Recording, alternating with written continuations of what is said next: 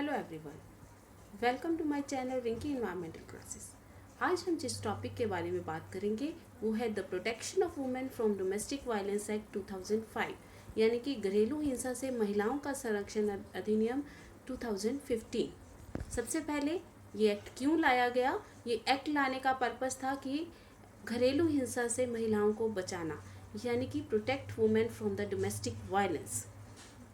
Its purpose is to provide immediate and emergency relief to the women facing violence in domestic relationships. This law protects women from domestic violence only in India. About 70% women are victims of this in one form or the other. इसका मकसद है घरेलू रिश्तों में हिंसा झेल रही महिलाओं को तत्काल और आपातकालीन राहत पहुंचाना. ये कानून महिलाओं को घरेलू हिंसा से बचाता है. केवल भारत में ही लगभग 70% महिलाएं किसी न किसी रूप में इसका शिकार हैं. उसके बाद है कुछ इम्पोर्टेंट तारीखें. Domestic violence act was enacted in 13 September 2005 and was implemented in the country from 26 October 2006. That is 56th year of Republic of India. ये अधिनियम 13 सितंबर 2005 को निर्माण किया गया था. राष्ट्रपति जी ने इसको मंजूरी 13 सितंबर 2005 को दी थी और 26 अक्टूबर 2006 यानी कि भारतीय गणतंत्र का जब 56वां वर्ष था तब इसे पूरे देश में, जम्मू कश्मीर के अलावा पूरे देश में इसे लागू किया गया था. उसके बाद इस अधिनियम की आवश्यकता क्या थी? देखिए 1961 इस साल में इंडिया में डाउरी प्रोहिबिशन एक्ट, दहेज निषेध अधिनियम बना हुआ था जिसमें दहेज लेने देने पर रोक लगाई हुई थी.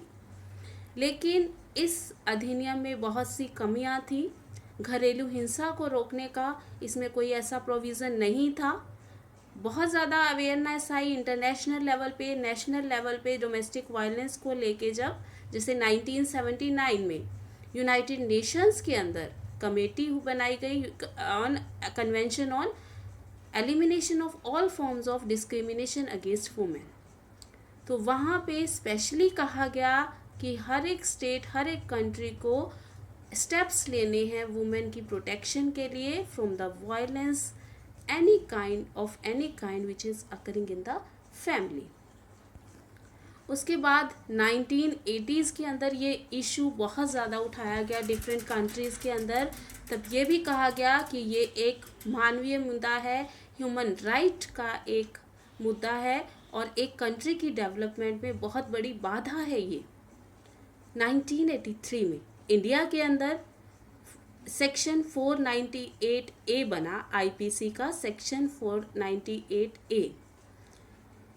इसको ऐड किया गया जब संशोधन हुआ दहेज निषेध अधिनियम 1961 में, जिसमें ये कहा गया कि जो डोमेस्टिक वायलेंस है वो क्रिमिनल एक्ट है, एक क्राइम है और ऐसा करने वाले को पनिशमेंट का प्रोविज़न था इस एक्ट के अंदर. लेकिन इस एक्ट में भी ये कमी थी कि जो पीड़ित महिला थी, जो एग्रीव्ड वुमेन थी, उसको किसी तरह का रिलीफ का प्रोविज़न नहीं था. उसके बाद 1994 में वियना अकॉर्ड हुआ, एक कन्वेंशन थी, इंटरनेशनल समझौता था. एक 1995 में बीजिंग जो डिक्लेरेशन हुई थी. 1995 प्लेटफॉर्म फॉर एक्शन. ये इंटरनेशनल कन्वेंशंस थी, इंटरनेशनल समझौते थे अंतर्राष्ट्रीय स्तर पर, जहां डोमेस्टिक वायलेंस को बहुत ज़्यादा इम्पोर्टेंस दी गई और ये कहा गया कि स्टेप्स लेने चाहिए कंट्रीज़ के अंदर इस वायलेंस को रोकने के लिए. फिर 2001 में ड्राफ्ट बना, इंडियन लॉयर्स कलेक्टिव ने एक ड्राफ्ट बनाया डोमेस्टिक वायलेंस बिल का. 8 मार्च 2002 को ये बिल इंट्रोड्यूस किया गया इंडियन पार्लियामेंट, लोकसभा के अंदर. एनडीए की नेशनल डेमोक्रेटिक अलायंस गवर्नमेंट थी उस टाइम, उन्होंने इस बिल को वहाँ पे पेश किया और 13 सितंबर 2005 this was enacted in India, यानी कि राष्ट्रपति जी ने इसको मंजूरी दे दी। उसके बाद 26 अक्टूबर 2006 this act was implemented in India accept Jammu and Kashmir. These are some important facts which can be asked in 1 mark question, like what is the date of commencement, यानी कि कब लागू हुआ था 26 अक्टूबर 2006। डेट ऑफ असेंटमेंट, कब अनुमति मिली थी 13 सितंबर 2005। साइटेशन नंबर क्या है इसका 43 ऑफ 2005। स्टेटस इन फोर्स, लागू है इस टाइम भी। और स्टेट्स जिन पे ये एक्ट लागू है, सभी स्टेट्स पर लागू है इंडिया की except Jammu and Kashmir. Jammu and Kashmir के अंदर उनका अपना एक्ट है, protection of women from domestic violence act 2010। उन्होंने 2010 में अपना एक्ट जो था वो बनाया था।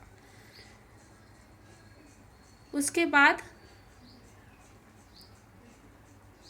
Draft of domestic violence act कब बना था, 2001 में बन गया था।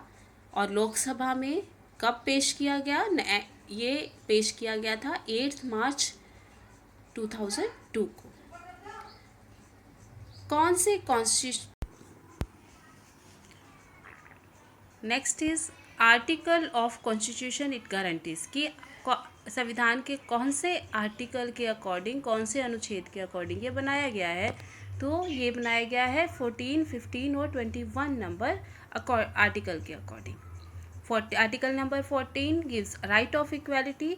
Article number 15 says that no discrimination can be made with any citizen on the basis of race, sex, etc. And Article 21 it gives liberty to all persons, कि सबको स्वतंत्रता से जीने का हक है।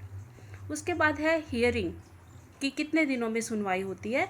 तो मजिस्ट्रेट के पास एप्लीकेशन पहुंचने के 3 दिन के अंदर अंदर इस एक्ट के अंदर जो है वो सुनवाई की डेट रखी जाती है। उसके बाद है डिसीज़न। तो इस एक्ट का जो डिसीज़न है 60 डेज़ के अंदर अंदर डिसीज़न आ जाता है। और इसकी एक और स्पेशलिटी है कि सिंगल विंडो क्लियरेंस सिस्टम है इसके अंदर, और इसमें 5 चैप्टर्स हैं और 37 सेक्शंस हैं। तो ये कुछ मेन चीज़ें हैं, कुछ मेन फैक्ट हैं इस एक्ट के, जो कि मल्टीपल चॉइस क्वेश्चंस के अंदर पूछे जा सकते हैं। Then what is domestic violence, कि डोमेस्टिक वायलेंस क्या होती है। किसी भी तरह की वायलेंस, फिजिकल भी हो सकती है, फिजिकल मीन्स मारपीट करना, सेक्सुअल भी हो सकती है, वर्बल जैसे गाली गलौज देना, ह्यूमिलेट करना, इमोशनल भी हो सकती है, और इकोनॉमिक मीन्स कि पैसे नहीं देना, बेसिक नीड्स के लिए उसकी पूरी नहीं करनी, या उसके जो एम्प्लॉयमेंट के लिए से जो आते हैं पैसे वो ले लेने। तो ये सब जो है ये इकोनॉमिक वायलेंस के अंदर आता है। और ये वायलेंस कौन सी है, which is occurring under in the boundary of house, कि घर के अंदर ही हो रही है with any women bye a adult main person. तो इस तरह की वायलेंस को डोमेस्टिक वायलेंस यानी कि घरेलू हिंसा कहते हैं। उसके बाद अब यहाँ पे हमने एक टर्म यूज़ की है डोमेस्टिक रिलेशनशिप, मतलब ये वो वायलेंस है जो एक वुमेन के साथ एक अडल्ट मेल पर्सन जो कि उसके साथ डोमेस्टिक रिलेशनशिप में है वो करता है। अब यहाँ पे डोमेस्टिक रिलेशनशिप क्या है, डोमेस्टिक रिलेशनशिप का मतलब है वो रिश्ता जो 2 व्यक्तियों में होता है, जो एक साझे घर में एक शेयर्ड हाउस होल्ड में एक साथ रह रहे हैं, और ये इनमें रक्त संबंध ब्लड रिलेशन है, या आफ्टर मैरिज इनमें रिलेशन बना है, या मैरिज की प्रकृति का कोई रिलेशन जैसे लिव इन रिलेशन भी इसमें इंक्लूड किया जाता है। गोद लेना और एक जॉइंट फैमिली में एक साथ रह रहे सदस्य, ये सब डोमेस्टिक रिलेशनशिप में आते हैं। मीन्स इस एक्ट के अंदर जो कंप्लेंट है वो एक वुमेन कर सकती है एक मैन के साथ जो डोमेस्टिक रिलेशनशिप में रह रही है, तो वो सिस्टर भी हो सकती है, मदर इन लॉ भी हो सकती है, वाइफ भी हो सकती है, एडॉप्टेड डॉटर भी हो सकती है, लिव इन रिलेशनशिप में रहने वाली लेडी भी हो सकती है, और एक जॉइंट फैमिली में जो रह रहे हैं उनमें से भी एक कोई लेडी जो है किसी भी एडल्ट मेल पर्सन के अगेंस्ट कंप्लेंट कर सकती है। Next is what is shared house hold. अब यहाँ एक टर्म हम बार बार यूज़ कर रहे हैं, शेयर्ड हाउस होल्ड, कि शेयर्ड हाउस होल्ड का क्या मतलब है। शेयर्ड हाउस होल्ड ये वो घर है जिसको साझा घर भी बोलते हैं हिंदी में, जहाँ पे एग्रीव्ड पर्सन और रिस्पोंडेंट पर्सन एक साथ रह रहे हैं या रहते थे एक डोमेस्टिक रिलेशनशिप के अंदर। ये घर जो है टेनेटेड भी हो सकता है या उनका अपना, दोनों में से किसी का भी अपना हो सकता है, और या जॉइंट फैमिली से भी बिलोंग कर सकते हैं। तो ये ज़रूरी नहीं है ये घर किसी के, इन दोनों में से किसी के नाम पर हो। तो ये किराए का भी घर हो सकता है, ये घर जॉइंट फैमिली का भी हो सकता है। Next is not necessary to prove the evidence of domestic violence. ये मेन बात है इस एक्ट में कि महिला के साथ हुई घरेलू हिंसा का साक्ष्य प्रमाणित करना जरूरी नहीं है। किसी तरह का एविडेंस जो है वो उसको प्रेजेंट नहीं करना पड़ता, क्योंकि कोर्ट बिलीव करती है कि डोमेस्टिक वायलेंस जो घर के अंदर हुई है उसका एविडेंस मिलना बहुत मुश्किल है। उसके बाद इस एक्ट के अंदर चाइल्ड की जो एज रखी गई है बच्चे के लिए वो है 18 ईयर्स। 18 ईयर्स से कम का अगर कोई भी व्यक्ति है तो चाहे वो गोद लिया हुआ है, चाहे सौतेला है, चाहे उनका अपना है, तो वो जो है चाइल्ड की कैटेगरी के अंदर आएगा। Then central and state government is accountable. इस एक्ट में ये भी बात है कि सेंट्रल गवर्नमेंट या स्टेट गवर्नमेंट, इनकी रिस्पॉन्सिबिलिटी है अपने एरिया के अंदर डोमेस्टिक वायलेंस को रोकना। 60 डेज़ के अंदर फैसला आता है। तो ये एक जनरल परसेप्शन है कि अगर कोर्ट में चले गए मामला बहुत टाइम तक, बहुत सालों तक लटकेगा, लेकिन इस एक्ट की एक मेन बात है कि 60 दिन के अंदर अंदर मजिस्ट्रेट को डिसीज़न सुनाना होगा। उसके बाद है who can file a complaint in this act. कौन इसके लिए इस एक्ट में कंप्लेंट कर सकता है? Any women who is in domestic relationship with the respondent and who alleges to have been subjected to any kind of domestic violence by the respondent।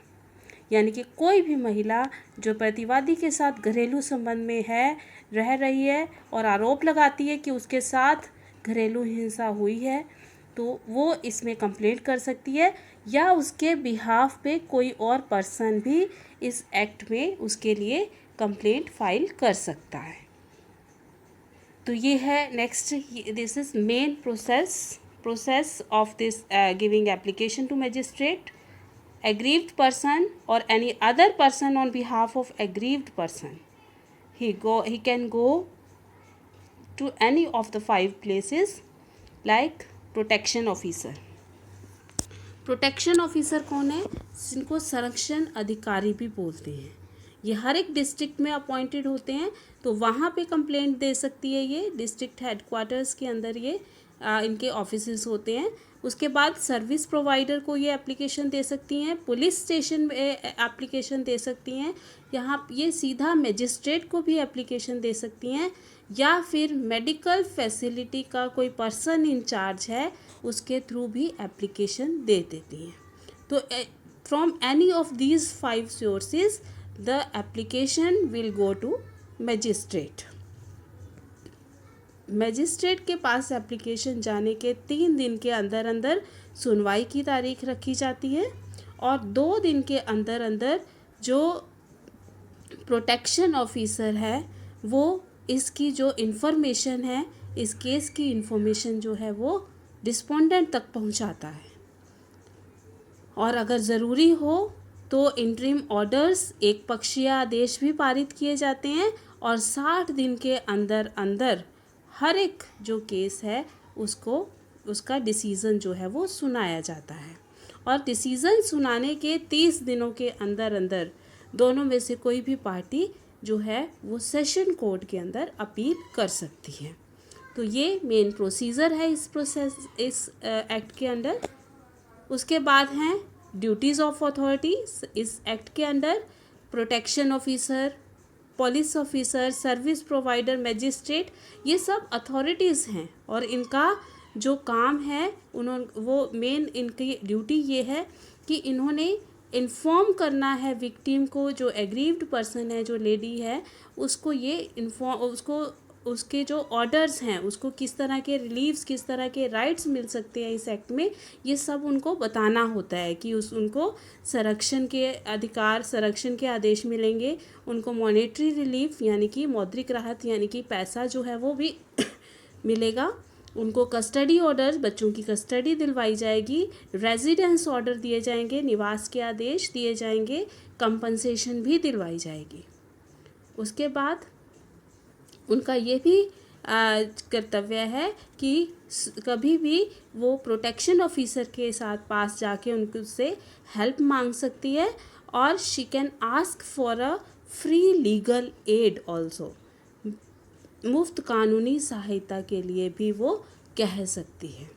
तो ये हैं ड्यूटीज़ अथॉरिटीज़ की कि उनको उस एग्रीव्ड पर्सन को उसके राइट्स के बारे में अवेयर करवाएं। Next is brief layout of the act, कि इस एक्ट का संक्षिप्त विवरण, कि मैंने आपको बताया था जैसे कि 5 इसके अंदर चैप्टर्स हैं, 5 चैप्टर्स हैं और 37 सेक्शंस हैं। तो ये एक ब्रीफ एक लेआउट बताया है। जैसे चैप्टर फर्स्ट है इसमें प्रीलिमिनरी या प्रारंभिक, चैप्टर सेकंड है डोमेस्टिक वायलेंस से रिलेटेड, थर्ड जो चैप्टर है that is about powers and duties of protection officers and service providers. Then chapter 4 is about procedure for obtaining orders of relief, क्या क्या राहतें मिलेंगी, कैसे ये राहतें लेनी है, उसके प्रोसीजर के बारे में चैप्टर 4 में बताया गया है। और चैप्टर 5 इज़ मिसलेनियस, कुछ एक्स्ट्रा चीज़ें जो है वो चैप्टर 5 के अंदर बताई गई हैं। अब हम आते हैं हर एक चैप्टर के सेक्शंस के अंदर। फर्स्ट चैप्टर प्रारंभिक है, उसमें 2 सेक्शन है। फर्स्ट सेक्शन में छोटा सा टाइटल दिया हुआ है इस एक्ट का, एक्सटेंट एंड कमेंसमेंट के बारे में बताया हुआ है। सेकंड जो सेक्शन है इसमें डेफिनेशंस दी हुई हैं, जैसे एग्रीव्ड पर्सन की डेफिनेशन, रिस्पोंडेंट की डेफिनेशन क्या है, डोमेस्टिक रिलेशनशिप की क्या डेफिनेशन है, शेयर्ड हाउस होल्ड की डेफिनेशंस हैं। ये सब डेफिनेशंस जो हैं वो सेक्शन 2 में दी गई हैं। अब हम आते हैं चैप्टर 2। चैप्टर 2 में एक ही सेक्शन है, सेक्शन नंबर 3। इसमें डेफिनेशन दी हुई है डोमेस्टिक वायलेंस की। फिर है चैप्टर नंबर 3। चैप्टर नंबर 3 में 4 to 11 सेक्शंस हैं और ये 4 to 11 सेक्शंस जो हैं ये बताते हैं ड्यूटीज़ के बारे में। जैसे फर्स्ट चैप्टर ये है सेक्शन नंबर 4। सेक्शन नंबर 4 किसके बारे में है कि प्रोटेक्शन ऑफिसर को जानकारी देना, कोई भी जानकारी दे सकता है इसमें, एग्रीव्ड पर्सन या उसके बिहाफ पे कोई और जो अगर उसके बिहाफ पे कोई और पर्सन जानकारी देता है तो उसके बारे में इसमें ये मेन बात बताई हुई है कि उसकी कोई लायबिलिटी नहीं होगी, उसकी कोई जिम्मेवारी नहीं होगी, उसका काम सिर्फ इन्फॉर्मेशन देना है, उसके बाद उसको परेशान नहीं किया जाएगा, जो भी डोमेस्टिक वायलेंस की जानकारी प्रोटेक्शन ऑफिसर को देता है। उसके बाद सेक्शन नंबर 5, इसमें police officer, service provider, magistrate, इन सब की ड्यूटीज़ बताई गई हैं। Section number 6 duty of shelter home, जितने भी शेल्टर होम्स होंगे जहाँ पे रेजिडेंस ऑर्डर्स दिलवाए जाएंगे जहाँ रहने का, तो उनके ड्यूटीज़ बताई गई हैं। ड्यूटी ऑफ मेडिकल फैसिलिटीज़ ये सेक्शन 7 में बताई गई हैं। प्रोटेक्शन ऑफिसर की अपॉइंटमेंट के बारे में ये सेक्शन 8 में बताया गया है। सेक्शन 9 में प्रोटेक्शन ऑफिसर की क्या क्या ड्यूटीज़ हैं ये बताई गई हैं। सेक्शन 10 में सर्विस प्रोवाइडर्स के बारे में बताया गया है और सेक्शन 11 में गवर्नमेंट ये बताई गई है। तो ये है चैप्टर नंबर 3। उसके बाद हम आते हैं चैप्टर नंबर 4। चैप्टर नंबर 4 में सेक्शंस जो हैं सेक्शन 12 से लेके और सेक्शन नंबर 29 तक, ये हैं सेक्शन 4 चैप्टर नंबर 4 के अंदर। चैप्टर नंबर 4 में 12 से 29 तक सेक्शन है और इसमें जो मेन सेक्शंस है it is about the reliefs, जो रिलीफ्स दिलवाए जाएंगे, जो राहतें दिलवाई जाएंगी एग्रीड पर्सन को। और इसमें चैप्टर नंबर जैसे है चैप्टर नंबर 4 में सबसे पहले है section number 12 application to magistrate, application किस तरह से देनी है मजिस्ट्रेट को। सेक्शन नंबर 13 में नोटिस, सर्विस ऑफ नोटिस के बारे में बताया गया है। सेक्शन नंबर 14 में काउंसलिंग के बारे में बताया गया है। चैप्टर नंबर 15 में असिस्टेंस ऑफ वेलफेयर एक्सपर्ट की कल्याण अधिकारी है उसकी असिस्टेंस भी ली जाएगी। और चैप्टर नंबर 16 में बताया गया section 16 proceedings to be held in camera, की कैमरे में सारी कार्यवाही होगी। Section number 17 right to reside in a shared household, की साझा घर में निवास करने का अधिकार दिलवाया जाएगा। सेक्शन नंबर 18 प्रोटेक्शन ऑर्डर्स, संरक्षण के आदेश दिलवाए जाएंगे ताकि उसके साथ किसी तरह की वायलेंस आगे से ना हो। सेक्शन नंबर 19 रेजिडेंस ऑर्डर, रहने के आदेश दिए जाएंगे। सेक्शन नंबर 20 मॉनेटरी रिलीफ्स दिलवाए जाएंगे, पैसा दिलवाया जाएगा उसको। और सेक्शन नंबर 21 कस्टडी ऑर्डर्स, यानी कि बच्चों की कस्टडी उसको दिलवाई जाएगी। सेक्शन 22 कंपनसेशन ऑर्डर्स दिलवाए जाएंगे ताकि उसके जो भी उसका लॉस हुआ है वायलेंस में उसको जो है उसका कंपनसेशन मिले। उसके बाद section 23 power to grant interim and ex parte orders means अंतरिम और एक पक्षीय आदेश जो हैं वो भी दिए जा सकते हैं। Section 24 court to give copies of order free of cost, कि न्यायालय जो है आदेश की प्रतियां निःशुल्क देगा। 25 section is about duration of orders, कब तक ये ऑर्डर्स जो हैं वो लागू रहेंगे उसके बारे में बताया हुआ है। 26 section relief in other suits and legal proceedings, कि अन्य मुकदमे और कानूनी कार्यवाही में भी राहत दी जाएगी। सेक्शन 27 ये मेन सेक्शन, इसमें ये बताया गया है कि किस area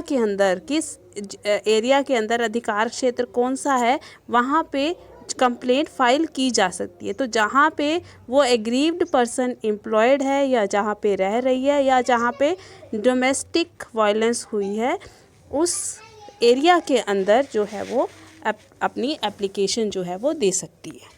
then section 28 is about procedure, प्रक्रिया के बारे में है। और सेक्शन 29 अपील के बारे में है कि ऑर्डर आने के, फैसला आने के कितने दिनों के अंदर अंदर सेशन कोर्ट में अपील की जा सकती है। तो मैंने आपको पहले भी बताया है कि विद इन 30 डेज जो है वो अपील की जा सकती है।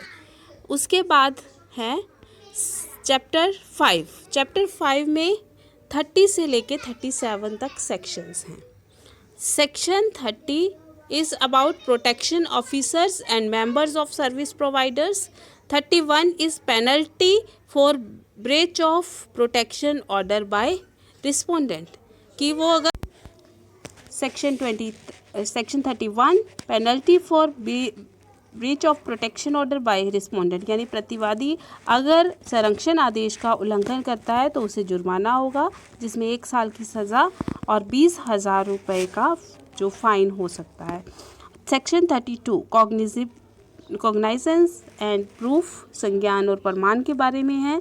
Section 33 penalty for not discharging the duty of protection officers, कि अगर प्रोटेक्शन ऑफिसर्स भी अपनी ड्यूटीज़ का पूरी तरह से निर्वाहन नहीं करते तो उनको भी जुर्माना हो सकता है। Section 34 cognizance of offence committed by protection officer, संरक्षण अधिकारी द्वारा किए गए अपराध का संज्ञान इसके बारे में है। और section 35 protection of action taken in good faith. और section 36 act not in derogation of any law, किसी अन्य कानून के अपमान में ये अधिनियम नहीं है उसके बारे में बताया हुआ है। और section 37 power of central government to make section 37 power of central government to make rules, कि नियम बनाने की केंद्र सरकार की शक्ति के बारे में है। तो ये तो है एक ब्रीफ लेआउट इस एक्ट का, कि ये जो 5 चैप्टर्स और 37 सेक्शंस के बारे में।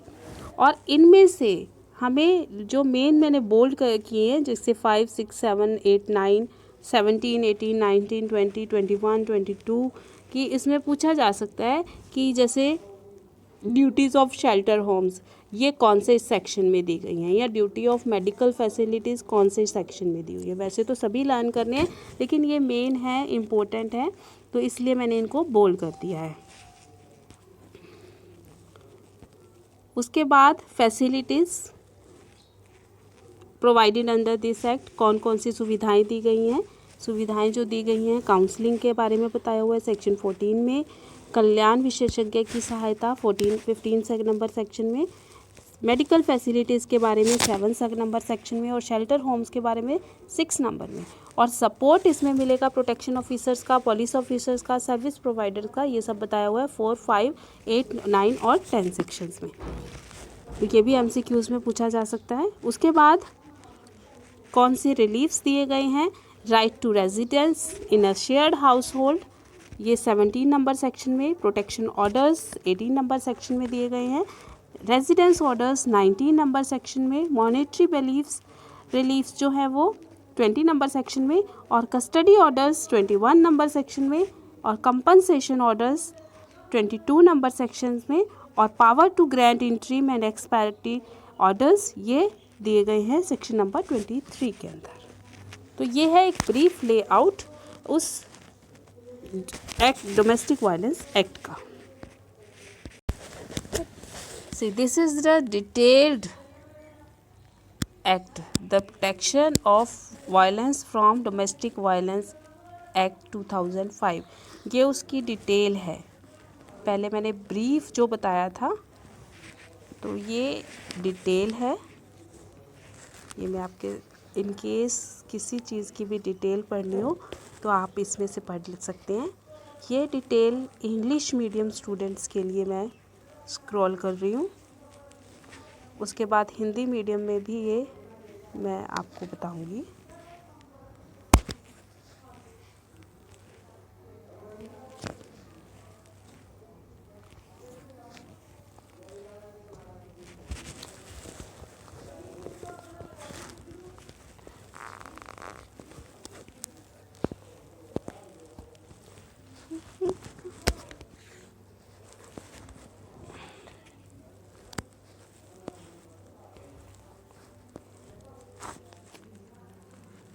ये है complete act in detail for English medium students. ये है हिंदी मीडियम स्टूडेंट्स के लिए इस एक्ट की डिटेल। घरेलू हिंसा से महिलाओं का संरक्षण अधिनियम 2005। ये हर एक चैप्टर की, हर एक सेक्शन की डिटेल जो है वो दी गई है। तो अगर आप डिटेल में पढ़ना चाहें तो यहाँ से पढ़ सकती हैं।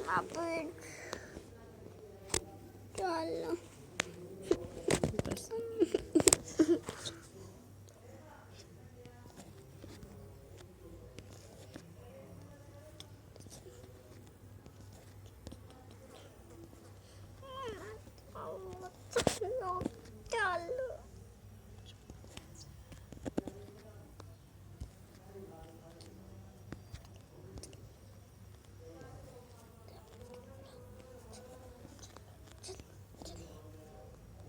this is detail of the act for Hindi medium student.